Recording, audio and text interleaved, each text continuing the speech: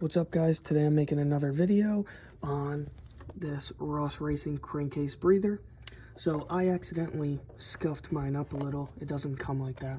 But so in the video where I plugged the head ports with Derm and we did a bunch of other stuff and then found the other oil leak, there was a bunch of milky condensation oil mixture under the valve cover because of this breather. Now, if your head ports aren't plugged, you don't need to worry about that, but because mine are plugged and I have the PCV fully deleted along with the evap system, all the condensation when the car idles and when I just let it run and sit, especially with the weather change, is now causing milkiness under my breather where the oil cap is.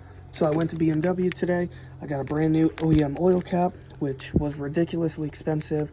$45 for an oil cap is pretty ridiculous, but I'm gonna go ahead and get this off. When I bought the breather, I also bought Ross Racing's 3D printed tool.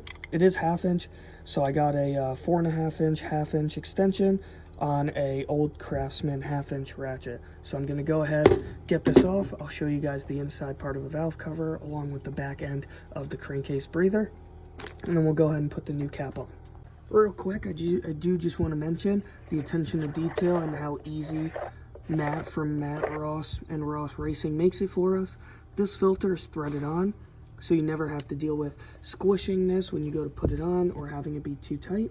And then there's an O-ring, and this is the V2 kit. So as you guys can see right in there, that is a check valve. But again, since I plugged the head ports, I don't need the check valve. It's just acting normally, but I do still have the OEM check valves in the valve cover, right here, and then right there. And those are oil separators. So I do not need this at all now. All right, another thing to mention, before you can use this 3D printed tool, as you can see, it's pretty shallow in there. You have to take this top portion off. So we're gonna go ahead and take that off first. If you don't have an adjustable wrench, I can't find my adjustable AN wrench or any of my adjustable wrenches. So my dad has a 1 inch and a quarter wrench. Again, old Craftsman. So I'm gonna go ahead and loosen that up now. And just like that, you break it loose, threads out. Go ahead and keep threading it out. And that just comes right off. As you can see, the baffling is right there. This is some of the milkiness I was telling you guys about. Another fresh O-ring. So we're gonna go ahead and take this part out now with the 3D printed piece, and then I'll go ahead and show you guys the bottom. So here's a better look at the check valve in there. So you guys can see, again, the quality with Ross Racing is always great. That's why I always recommend it, and I have nothing but Ross Racing products on the car. All right, what I'm gonna do first is just the extension on the tool. I'm gonna put it on. I'm just gonna twist until it sits down, wiggle it a little, make sure it's not gonna fall off, throw the ratchet on there, and just crank it loose. All right, so all you guys really need is to crank it loose, because as soon as it goes like that, this is the click type, and then it comes right off. And as you guys can see, the milkiness from this piece. The baffling is covered. You can see it from this side, but you cannot even see it from here. Built-in gasket and everything. But again, this is why we're replacing the cap, and this is why we're going to be changing it. And before anybody asks, yes, this is a common issue, especially if you have the head ports plugged, but it is nothing on the brand or the quality of the parts fault. It is just typical with these motors.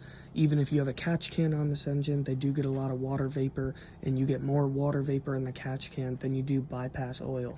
So now putting the cap on, and then once I get a catch can, I'm just gonna do the standard can.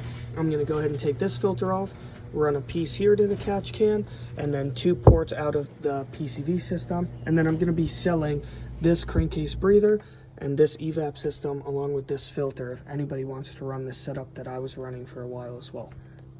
All right, so now looking into the valve cover, as you guys can see, exactly what was on the crankcase breather is exactly what was on here.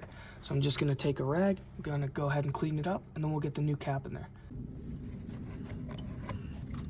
Trying to get every piece in there that I can, as much as the angle.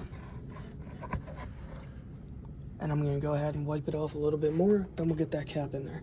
And for those of you wondering, since I do have the super coolant cap, I did try and get a super cap from Toyota today, but it is completely different. Not only is the bottom different, but the top is different as well. So here are the bottoms next to each other. This is the Supra / Gen 2 cap, and this is the Gen 1 normal OEM cap. And again, the top side is a little different as well too. Not a ton, but you can see different, and the texture is different as well. Alright, and just like that, the OEM cap is in. It's nice and snug, not a lot of play at all. I know this was a short video, but if you guys like it and you guys want more tips, feel free to comment down below or ask any questions. You guys are always free to message me. And yeah, like I said, this crankcase breather and the PCV delete along with this little filter on the side of the valve cover are all for sale. So if you guys are interested, you can DM me on TikTok or Instagram. I'm willing to ship them out too. Thanks. And because you guys know I like my blue billet accessories, 10 likes and I'll get a blue billet cover. Appreciate you guys.